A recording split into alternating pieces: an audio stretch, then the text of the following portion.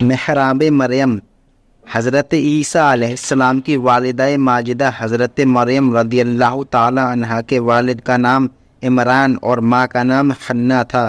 جب be be مریم اپنی ماں کے شکم میں تھی، اس وقت ان کی ماں نے یہ منت مان لی تھی کہ جو بچہ پیدا ہوگا میں اس کو بیت المقدس کی خدمت کے لیے آزاد کر دوں گی۔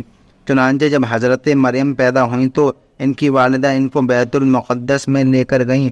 اس وقت بیت المقدس کے تمام عالموں اور عابدوں کے امام حضرت زکریہ علیہ السلام تھے، جو حضرت مریم کے خالو تھے۔ حضرت زکریہ علیہ السلام نے حضرت مریم رضی اللہ تعالی عنہا کو اپنی کفالت اور پرورش میں لے لیا اور بیت المقدس کی بالائی منزل میں تمام منزلوں سے الگ ایک محراب بنا کر حضرت مریم رضی اللہ تعالی عنہا کو اس محراب میں ٹھہرایا۔ چنانچہ حضرت مریم رضی اللہ تعالی عنہا اس محراب میں اکیلی خدا کی عبادت میں مصروف رہنے لگیں، اور حضرت زکریہ علیہ السلام صبح و شام محراب میں ان کی خبر گیری اور خورد و نوش کا انتظام کرنے کے لیے آتے جاتے رہے۔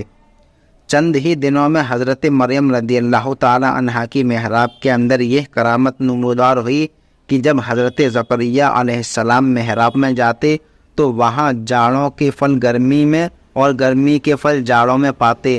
حضرت زکریہ علیہ السلام حیران ہو کر پوچھتے کہ اے مریم، یہ پھل کہاں سے تمہارے پاس آتے ہیں؟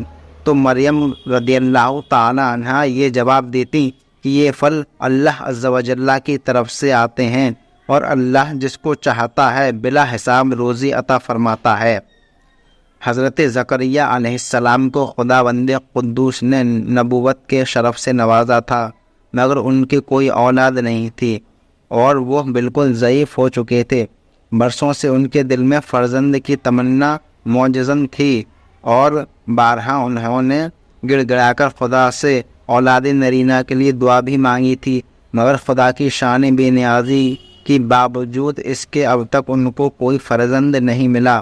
جب انہوں نے حضرت مریم رضی اللہ تعالی عنہا کی محراب میں یہ کرامت دیکھی کہ اس جگہ بے موسم کا پھل آتا ہے، تو اس وقت ان کے دل میں خیال آیا کہ میری عمر اب اتنی ضعیفی کی ہو چکی ہے کہ اولاد کے پھل کا موسم ختم ہو چکا ہے، مگر وہ اللہ جو حضرت مریم کی محراب میں بے موسم کے پھل عطا فرماتا ہے، وہ قادر ہے کہ مجھے بھی بے موسم کی اولاد کا پھل عطا فرما دے۔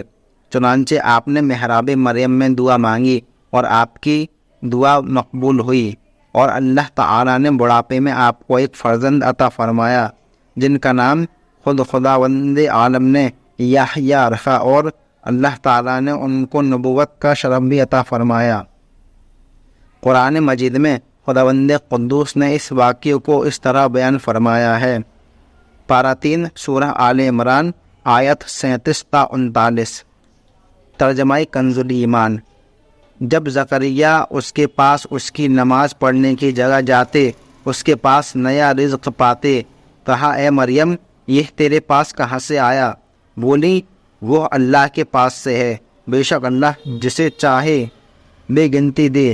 یہاں پکارا زکریہ اپنے رب کو، بولا اے رب میرے، مجھے اپنے پاس سے دے ستھری اولاد، بے شک تو ہی ہے دعا سننے والا۔ تو فرشتوں نے اسے آواز دی اور وہ اپنی نماز کی جگہ کھڑا نماز پڑھ رہا تھا۔ بے شک اللہ آپ کو مجدہ دیتا ہے یحییٰ کا، جو اللہ کی طرف سے ایک کلمے کی تصدیق کرے گا، اور سردار اور ہمیشہ کے لیے عورتوں سے بچنے والا، اور نبی ہمارے خاصوں میں سے۔ درس ہدایت۔ اس واقعے سے مندرجہ ذیل عبرتوں کی تجلی ہوتی ہے جن سے ہر مسلمان کو سبق حاصل کرنا بہت ضروری ہے۔